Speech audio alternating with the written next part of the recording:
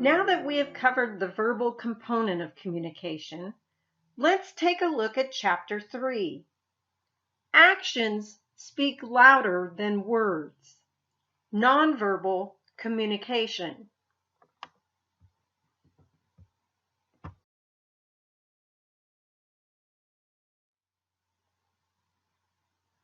Remember that the nonverbal component of communication consists of everything but language.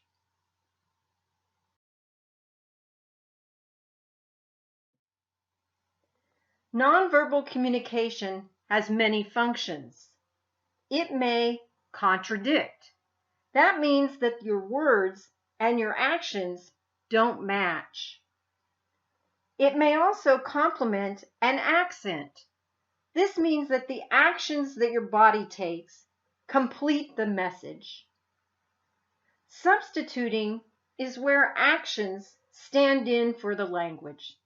This would be something like the okay hands gesture or thumbs up. Regulating means that the actions control the communication process. For example, when someone raises their hand in a classroom setting.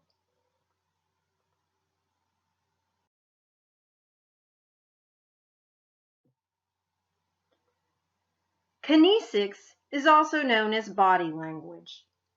It consists of emblems, which are gestures that have universal meaning. A police officer using their arms in the middle of an intersection means that they are controlling the traffic with emblems. Illustrators are using your hands, for example, to show the size and dimensions of an object. Affective displays mean that your body is showing some kind of emotion, like embarrassment or nervousness. Regulators control the communication. This may be something like head nodding when you are getting instructions. Adapters are the unconscious actions that our bodies take. They could be things like tapping your feet or cracking your knuckles.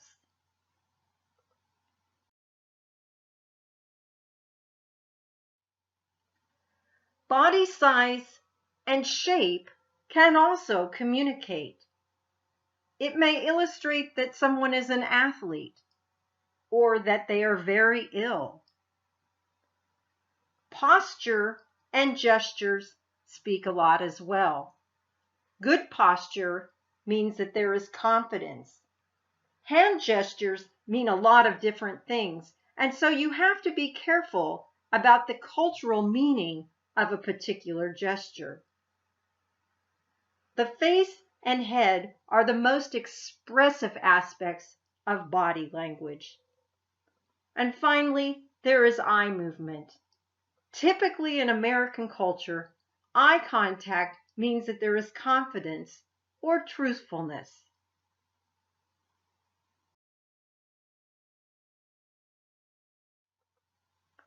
Paralinguistics deals with the voice.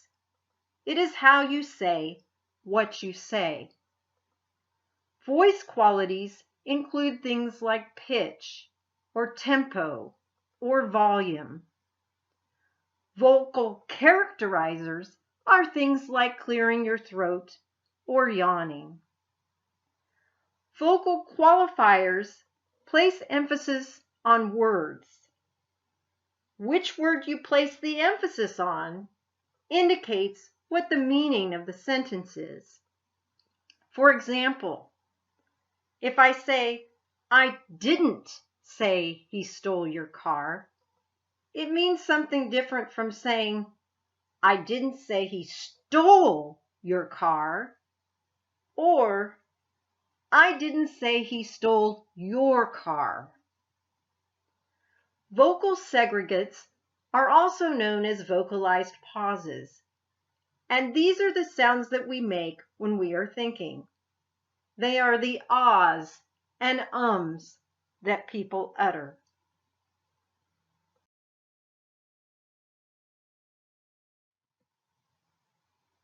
people communicate with space and objects as well.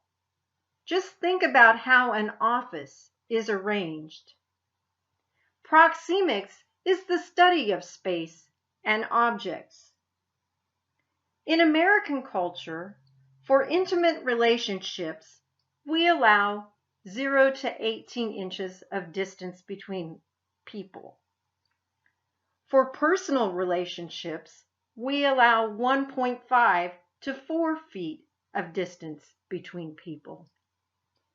For social relationships, we allow 4 to 12 feet of distance between people. And for public forms of communication, like public speaking, we allow more than 12 feet to exist between the speaker and the audience.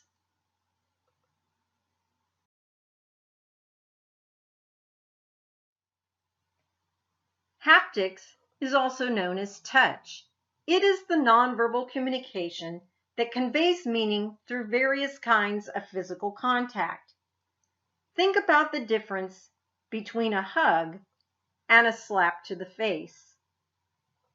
Nonverbal communication varies based on one's generation or culture.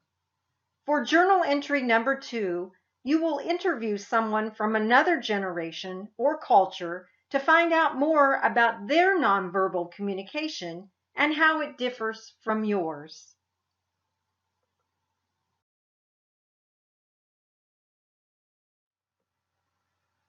Criminal justice professionals rely on interpretations of nonverbal communication. Body movements, like having arms crossed on the chest, may indicate defiance or refusal to cooperate. Proxemics can be used when interviewing or interrogating a suspect to make them feel more uncomfortable with close body contact to the questioner. Facial color is also important. Some may turn red from embarrassment, or someone may perspire from lying. Facial expressions can also be read. Law enforcement professionals can use facial cues to determine whether someone is really sincere. And paralanguage may be altered when suspects are less fluid because they are deceiving.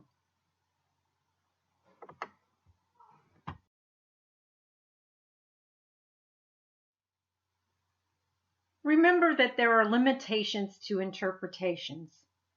The intelligence or emotional stability of a suspect may alter nonverbal communication. Remember our discussions in Chapter 12. We also know that children and juveniles may act differently with regard to facial expressions and body movement.